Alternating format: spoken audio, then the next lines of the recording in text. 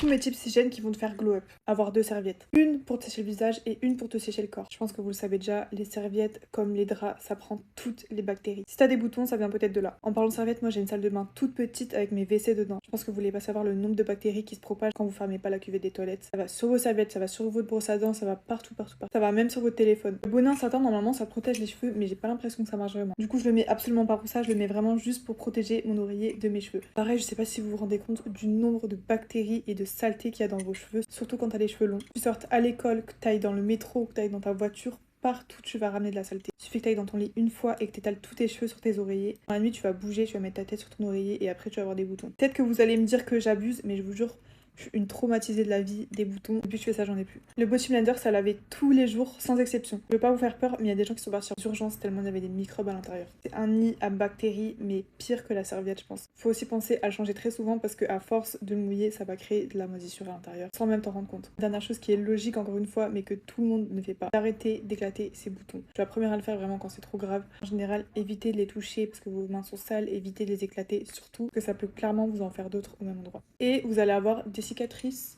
comme moi, on les voit pas, mais j'ai grave des cicatrices d'acné et je galère à les enlever. Vous pouvez acheter des petits patchs que vous mettez sur les boutons pour éviter déjà de les toucher et de les éclater. Et en plus ça, je crois que ça part littéralement, c'est une espèce de petite acide qui les fait partir. Je vous fais de gros bisous.